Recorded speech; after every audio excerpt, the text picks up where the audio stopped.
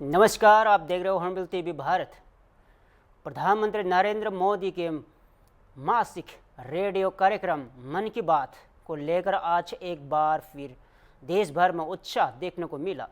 भोपाल के दक्षिण पश्चिम विधानसभा के क्षेत्र बूथ क्रमांक 138 पर इस कार्यक्रम को सुनने के लिए भाजपा के वरिष्ठ पदाधिकारी और कार्यकर्ता एकत्र हुए। कार्यक्रम में भाजपा के संगठन महामंत्री हितानंद शर्मा और प्रदेश मीडिया प्रभारी आशीष अग्रवाल सहित कई कार्यकर्ता मौजूद रहे। इस बार के मन की बात कार्यक्रम में प्रधानमंत्री नरेंद्र मोदी ने एक बार फिर मध्य प्रदेश का जिक्र किया, जिससे कार्यकर्ताओं में गर्व और उत्साह की लहर दौड़ गई। प्रधानमंत्री ने शहडोल स्थित वाटर स्पोर्ट्स एकेडमी की जिक्र करते हुए मध्य प्रदेश के खेल उपलब्धियों की सराहना की। कार्यक्रम के दौरान प्रधानमंत्री नरेंद्र मोदी ने हिमाचल प्रदेश के वाटर स्पोर्ट्स खिलाड़ी मोहसिन से भी बात की, जिन्होंने बताया कि वे भोपाल में हुई प्रतियोगिता में भी भाग ले चुके हैं। इस बार पीएम मोदी ने मध्य प्रदेश की स्पोर्ट्स सुविधाओं की तारीफ करते हुए कहा, वाह, अपने तो पूरा देश घूम लिया और भोपाल में वाटर स्पोर्ट्स प्रतियोगिता में भाग लेना तो सबसे अच्छी बात है। भाजपा कार्यकर्ताओं का कहना है कि मन की बात कार्यक्रम जनता से जुड़ाव और देश के विकास की दिशा में प्रेरणा देता है। खेलो इंडिया जैसे कार्यक्रमों से युवा प्रतिभाओं को बढ़ावा मिल रहा है और मध्य प्रदेश इसमें अग्रणी भूमिका निभा रहा है। सुनिए।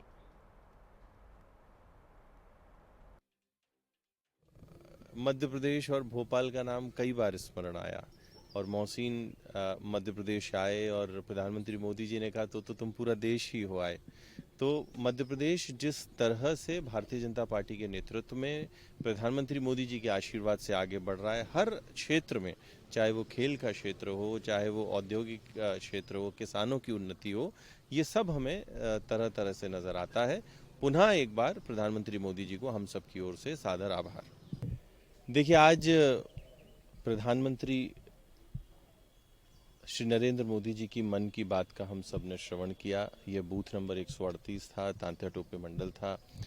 हमारे यहाँ की वरिष्ठ नेत्री स्थानीय पार्षद श्रीमती सचान जी थी, हमारे रवि सेन जी बूथ अध्यक्ष थे, पार्टी के सभी वरिष्ठ नेतागण थे और यहाँ पर मुख्य तौर पर भारतीय जनता पार्टी मध्य प्रदेश के संगठन महामंत्री श्री हितानंद जी शर्मा थे। प्रधानमंत्री मोदी जी के मन की बात सुनने के लिए हर माह पूरा देश इंतजार करता है और गर्व और गौरव तो तब होता है जब मध्य प्रदेश का जिक्र कई बार आता है। विशेषकर शहडोल की जो अकेडमी है फुटबॉल, उसके खिलाड़ी अब जर्मनी जाकर वहां पर ट्रेनिंग प्राप्त करेंगे और उसके लिए माननीय प्रधानमंत्री जी का आशीर्वाद हम सबको मिलेगा। सरकार के भी प्रयास रहेंगे। सुन के हम सबको बहुत प्रसन्नता हुई। सिर्फ कहने के लिए नहीं, सही में प्रधानमंत्री मोदी जी के मन में मध्य प्रदेश है और मध्य प्रदेश के मन में मोदी जी है। ये मन की बात में भी नजर आता है। उनका हर एक शब्द हम सबको अपने कर्तव्य पथ पर बढ़ने के लिए प्रेरित करता है और मध्य प्रदेश को इतना प्यार देने के लिए प्रधानमंत्री मोदी जी का हम सब की ओर से बहुत बहुत धन्यवाद। राजधानी लखनऊ से बड़ी खबर। मुख्यमंत्री योगी आदित्यनाथ के सरकारी आवास 5 कालिदास मार्ग पर आज जनता दरबार लगा, जिसमें बड़ी संख्या में फरियादी अपनी समस्या लेकर पहुंचे। जनता दरबार में पहुंचे लोगों ने मुख्यमंत्री से मुलाकात कर अपनी समस्या रखी। मुख्यमंत्री ने धैर्यपूर्वक हर एक फरियादी की बात सुनी और समस्याओं के समाधान के लिए मौके पर मौजूद अधिकारियों को निर्देश भी दिए। कई मामलों में वही मौके पर निस्तारण भी कर दिया गया, जिससे लोगों ने राहत की सांस ली। मुख्यमंत्री योगी आदित्यनाथ का यहां जनता दरबार आम जनता और सरकार के बीच सीधा संवाद का माध्यम बनता जा रहा है, जहां जन समस्याओं का त्वरित समाधान भी हो रहा है।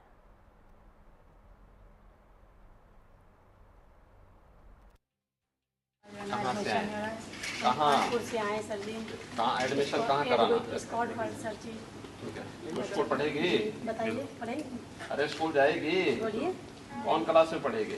पीजी में पढ़ेगी, बताइए। स्कूल अभी तक तो गई नहीं है। नहीं। जाएगी? हो जाए कह रही है।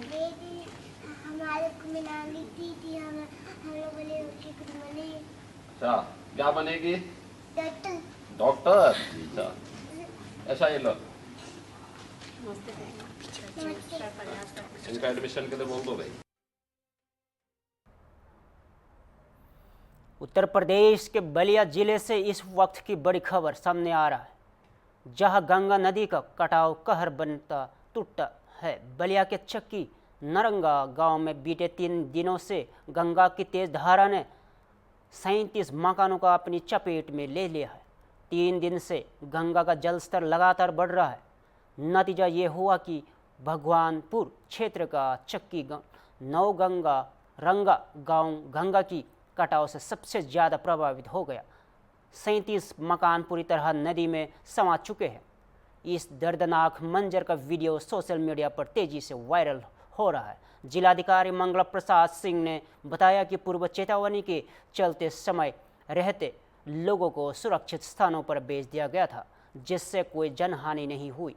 प्रभावित परिवारों का राहत सामग्री, खाने पैकेट और राज्य सरकार की ओर से अनुदान दिया जा रहा है। प्रशासन की ओर से राहत और बचाव कार्य जारी है। कटाव की स्थिति पर नजर रखी जा रही है और पीड़ित परिवारों से हर संभव मदद की पहुंचाई जा रही है। 3 दिनों से बढ़ा हुआ था और गंगा का जलस्तर बढ़ने की वजह से गंगा के किनारे के जो हमारे सदर और बैरिया तहसील के गांव थे वो प्रभावित हुए। सबसे ज़्यादा प्रभावित गंगा नदी के उस पार बिहार साइड में हमारा नौरंगा गांव हुआ। उसमें 3 हमारे मजरे हैं और पिछले 3 दिनों में वहाँ 37 मकान हमारे गंगा में समा चुके हैं। गंगा का कटान वहाँ हो रहा है। हालांकि जलस्तर अब धीरे धीरे स्थिर हो चुका है और बनारस में गंगा का जलस्तर अब घटने लगा है, तो संभवतः कल तक यहाँ भी गंगा का जलस्तर घटना शुरू हो जाएगा। लेकिन कटान की वजह से हमारे नौरंगा गांव के कई घर प्रभावित हुए हैं। लेकिन हम लोगों ने संभावना देखते हुए वहाँ के लोगों को घरों को खाली करा दिया था, लोगों को शिफ्ट करा दिया था।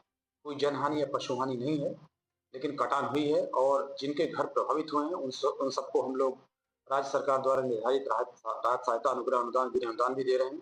सभी के लिए राहत सामग्री किट जो 26 आइटम्स की है उसको भी उपलब्ध करा रहे हैं। खाने के पैकेट्स भी उपलब्ध करा रहे हैं। हमारी जो चिकित्सीय टीम है वहाँ गाँव में दिन भर रह रही है। साथ ही साथ जो एनिमल हस्बेंड्री की टीम है, पशु चिकित्सा के लिए, उसकी भी टीम हमारी रह रही है। व्यवस्थाएं हम लोग कोशिश किए हैं कि किसी को अनावश्यक परेशानी न हो, लेकिन कटान की वजह से परेशानी हुई है। उत्तर प्रदेश के संभल जिले को लेकर एक बार फिर राजनीतिक बयानबाजी तेज हो गई है।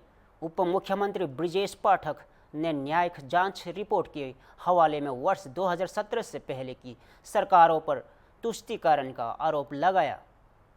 ब्रिजेश पाठक ने दावा किया है कि आज़ादी से पहले भी संभाल में दांगे होते रहे, जहां तक कि 1924 में हुए एक दांगे का जिक्र करते हुए उन्होंने कहा कि महात्मा गांधी ने उस समय पंडित नेहरू को मौके पर भेज दिया था। रिपोर्ट के अनुसार मुस्लिम उपद्रवियों ने हिंदुओं और मंदिरों को निशाना बनाया था, जिसमें कई लोगों की हत्या भी हुई थी। उप मुख्यमंत्री ने यह भी कहा कि संभाल को लेकर ऐतिहासिक और धार्मिक दृष्टिकोण से भी कई महत्वपूर्ण तथ्य सामने आए हैं। उन्होंने स्पष्ट किया कि सरकार किसी भी तरह के पक्षपात को बर्दाश्त नहीं करेगी और न्यायिक जांच की रिपोर्ट पर उचित कार्रवाई की जाएगी। संभाल को लेकर उप मुख्यमंत्री के बयान के बाद राजनीतिक गलियारों में हलचल तेज हो गई है। अब देखना यह होगा कि विपक्ष इस पर क्या प्रतिक्रिया देता है।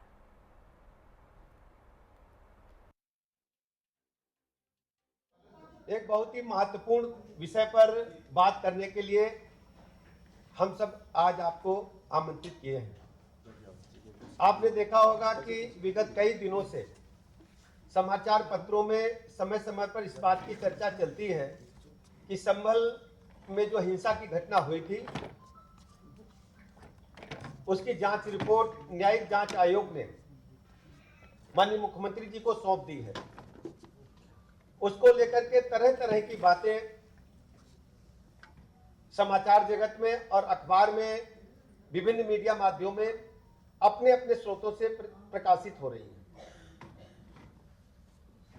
आज मुझे महसूस हुआ कि चूंकि अभी जांच रिपोर्ट सार्वजनिक नहीं हुई है, फिर भी कुछ ऐसे तथ्य हैं जो संभल से लंबे समय से, मैं कह सकता हूं आजादी के पहले से जुड़े रहे हैं, उन सभी तथ्यों पर बात करने के लिए आपके समक्ष आया हूं। मैं ये भी स्पष्ट करना चाहूंगा, न्यायिक जांच रिपोर्ट का अभी हमने इसमें कोई जानकारी नहीं देने वाले हैं। न्यायिक जांच रिपोर्ट की हम जानकारी सार्वजनिक तभी करेंगे जब हम कैबिनेट में ले जाएंगे, और कैबिनेट में ले जाने के उपरांत उसको हम कार्रवाई के लिए आगे भेजेंगे। उसके बाद ही आपसे उस संबंध में हम बात करेंगे।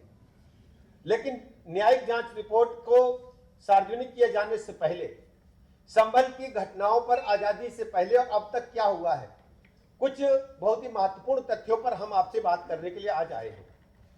सबसे बड़ी बात यह है,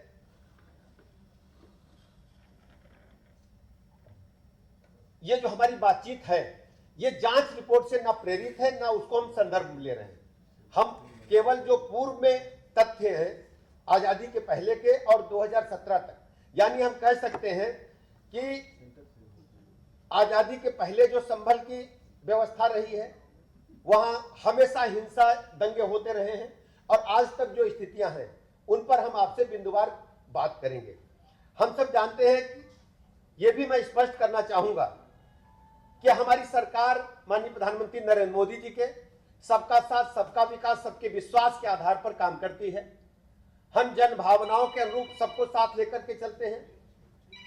हर नागरिक के जीवन में उत्थान हो, उत्तर प्रदेश में लॉ एंड ऑर्डर मेंटेन रहे, और उत्तर प्रदेश का सर्वांगीण विकास हो, यह हमारे लक्ष्य में है। इन्हीं को आधार मान करके माननीय प्रधानमंत्री नरेंद्र मोदी जी की गरीब कल्याण योजनाओं को जन जन तक पहुंचाने के लिए, और उत्तर प्रदेश में कानून का राज स्थापित हो, जन जन का भरोसा हमारी सरकार जीते, योगी जी की सरकार जीते, उस संबंध में हम आपसे चर्चा करना चाहेंगे। हम सब अच्छी तरह जानते हैं, उत्तर प्रदेश के सीतापुर जिले से एक गंभीर मामला सामने आया है, जहां लहरपुर तहसील के लक्ष्मण नगर गांव में ग्राम प्रधान पर सरकारी जमीन पर अवैध कब्जे का आरोप लगा है। ग्रामीणों ने जिला अधिकारी को शिकायती पत्र देकर न्याय की गुहार लगाई है। गांव वालों का आरोप है कि ग्राम प्रधान ने भारत घर बनाने के नाम पर सैकड़ों साल पुरानी एक सरकारी इमारत को तोड़ दिया है, जिसमें पहले शिक्षण कार्य भी चल रहा था। ग्रामीण का कहना है कि प्रधान ने लोगों को गुमराह कर सरकारी जमीन पर निजी मकान खड़ा कर लिया है। ग्रामीणों ने मांग की है कि प्रधान द्वारा कब्जाई गई जमीन को तत्काल खाली कराया जाए और दोषियों पर कड़ी कार्रवाई हो। अब देखना होगा कि जिला प्रशासन इस मामले पर क्या कदम उठाता है। जमीन पर इसको क्या बनाया जा रहा है? अब उस जगह पे जो है भाई साहब, वो पुराना स्कूल बना था, कम से कम वो 100 बरस मतलब पहले का बना है। हम पैदा नहीं हुए थे उसमें, जो है वो तब का बना है। उसमें हमारे बाप दादा ने पढ़ाई की है। उसके बाद में जो है प्रधान जी ने गांव में हंगामा ये किया कि मतलब इसको हम यहाँ पे बारात घर बनवा रहे हैं। हाँ, अब तक यही बताते रहे सबको, पूरा गांव इसी चक्कर में पड़ा रहा। अब वो जो है सब अधिकारियों से बात की गई तो अधिकारी बता रहे हैं वहाँ पे कोई भी बारात घर नहीं बन रहा है। तो क्या बनाया? अब वो स्वयं अपना मकान बना रहे हैं। क्या नाम है प्रधान? विवेक शुक्ला। कहाँ के रहने वाले हैं? लक्ष्मण नगर ग्राम सभा। हाँ, ग्राम सभा लक्ष्मण नगर। आपका क्या नाम? तौकीर खां। हम लक्ष्मण नगर से आए हैं सर। हाँ। और हमारा जो थाना पड़ता है लहरपुर है, कुतवाली लहरपुर है, मकन पोस्ट मकनपुर। हाँ। तहसील लहरपुर। आज क्या समस्या है? आज समस्या है, एसडीएम के पास आए थे। हाँ, डीएम के सर। हाँ। सर डीएम के पास आए थे। वो बोले कि क्या है, क्या कैसे क्या है। तो हमने बताया कि अब हम लोग स्कूल बना था पुराना। हाँ। बहुत पुराना हो गया। हाँ। तो उसमें हम लोग भी पढ़े, हमारे बाप भी पढ़े। अब सरकारी स्कूल था या प्राइवेट ये तो नहीं जानते हैं। अवैध रूप से प्रधान ने बोला कि बारात घर बन रहा है। अब जब पूछते हैं लोग तो बोल रहे हैं कि ये घर हमारा घर बन रहा है। तो क्या वो जमीन कौन सी है? जमीन सरकारी है। क्या नाम आपका? मोहम्मद सब्बू खान। उत्तर प्रदेश के सीतापुर जिले से एक चौंकाने वाला मामला सामने आया है, जहां काटेदार की मनमानी से परेशान ग्रामीण महिलाएं और बच्चे राशन के लिए दर दर भटकने को मजबूर है। बेहता ब्लॉक के गंजारी क्षेत्र की ग्राम पंचायत नरना पकौड़ी के करीब 70 ग्रामीण आज लहरपुर तहसील पहुंचे और एसडीएम को सामूहिक तहरीर सौंपते हुए कोटेदार को खिलाफ कड़ी कार्रवाई की मांग की है। ग्रामीण का आरोप है कि कोटेदार जयवीर सिंह महीनों से राशन देने को हिला हवाली कर रहा है। लाभार्थियों से अंगूठा लगाने के बाद भी उन्हें राशन नहीं दिया जा रहा है। हालत इतने खराब हो चुके हैं कि कई परिवारों की रसोई भी आँख ठंडी पड़ गई है और बच्चों को भरपेट भोजन भी नहीं मिल पा रहा है। ग्रामीणों का कहना है कि कोटेदार खुलेआम धमकी देता है और कहता है कि गल्ला नहीं मिलेगा, जो वर करना है कर लो। अब हालत ऐसे हो गए हैं कि ग्रामीण पड़ोसी गांव से भी राशन मांगने को मजबूर है, लेकिन वहां से भी इनकार मिल रहा है। एसडीएम ने मामला की जांच कराने का भरोसा दिया है, लेकिन सवाल यह है कि सरकारी योजनाओं के तहत मिलने वाला हक आखिर कब तक गरीबों से छीना जाता रहेगा। ग्रामीणों ने चेतावनी दी है कि अगर जल्द कार्रवाई नहीं हुई तो वहां सामूहिक धरना प्रदर्शन करेंगे। तहसील किस समस्या को लेकर? कोटेदार गल्ला नहीं देते हैं। कहाँ का मामला है? नरना पकौड़ी। नरना पकौड़ी। तो क्या पूरा मामला बताइएगा। हम नरना पकौड़ी से आए हैं तहसील, और कोटेदार अंगूठा लगवा लेते हैं, कहते हैं 3-4 दिन के बाद आओ गल्ला ले जाओ। वहाँ पर जाओ तो बोरी छीन कर बहा देते हैं, गल्ला नहीं देते हैं। जहाँ पर जाओ वहीं से भगाए जाते हैं लोग। क्या नाम है आप? राम है। आज आप लोग कितने लोग आए? कम से कम हम 50-60 लोग। किसको मतलब पत्र दिया है आपको, शिकायती पत्र किसको? एसडीएम साहब। क्या बताया? उन्हें कहा जांच होगी। क्या नाम बताया? राम है। कहाँ रहते हैं? नरना पकौड़ी। बाबा आप बताएं क्या मामला है आपका? हमका साहब गल्ला नहीं कहाँ?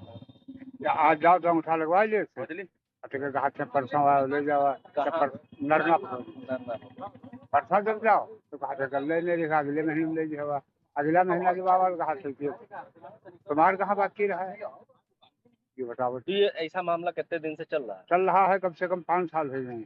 तो एको महीने नहीं देते हैं यार? नहीं देते एको महीने नहीं?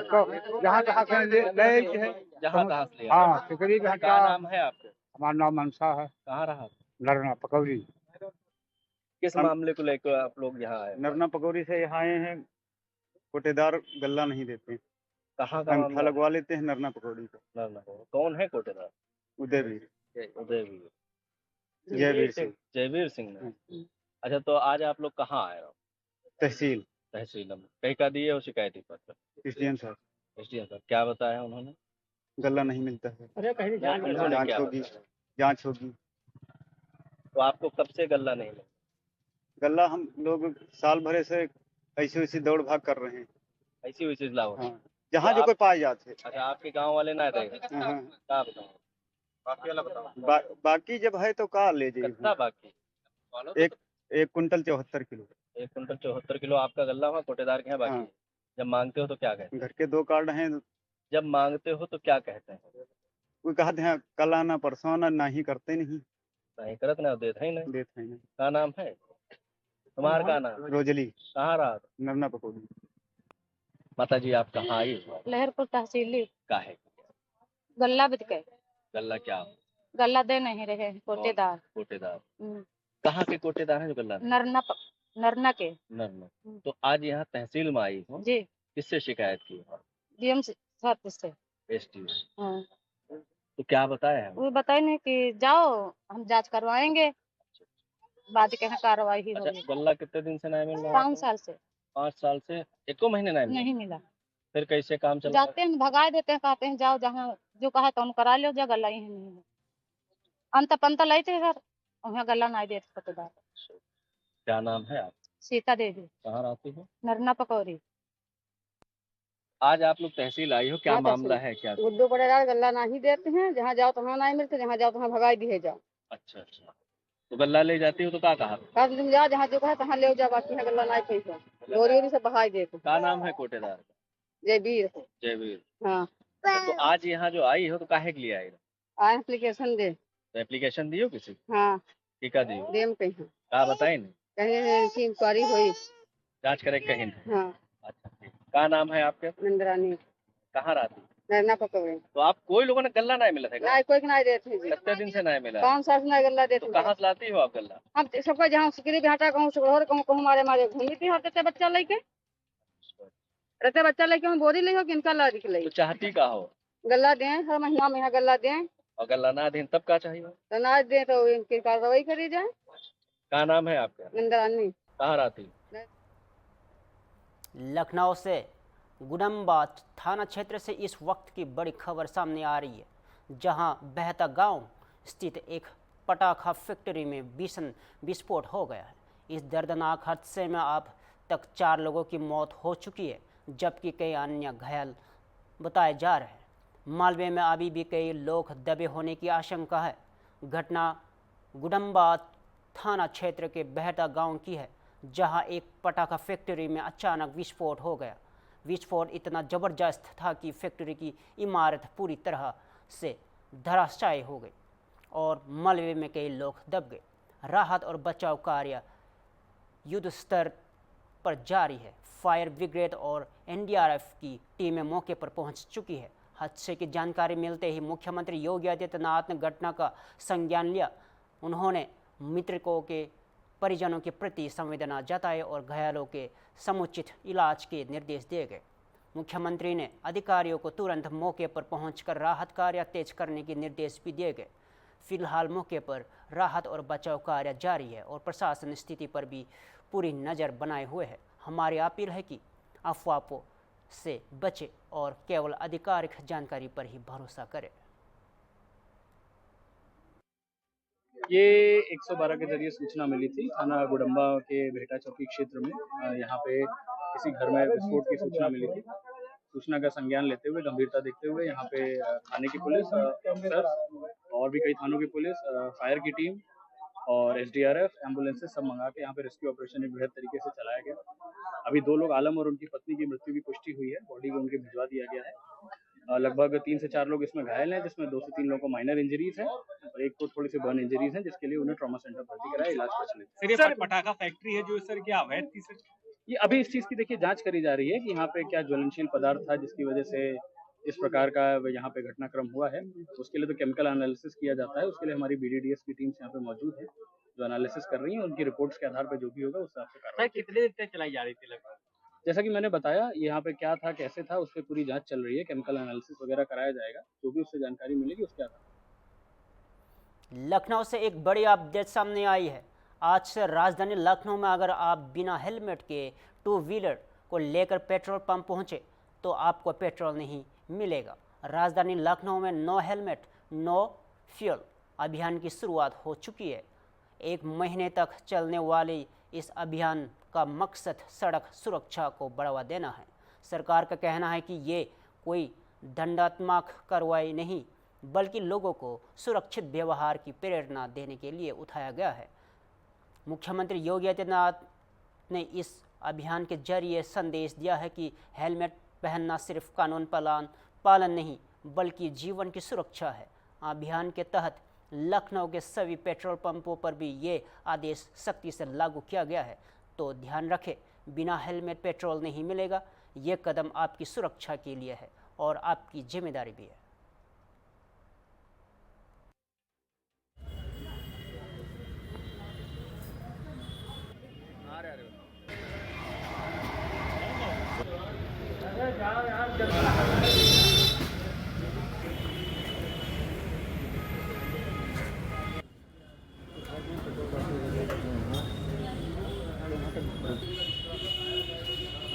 मोबाइल से भी जूम होगा कि मोबाइल से नहीं होगा?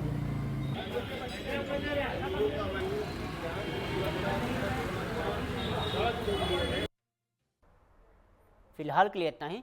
देश और प्रदेश से जुड़े हर खबरों के लिए देखते रहिए हॉर्नबिल टीवी भारत।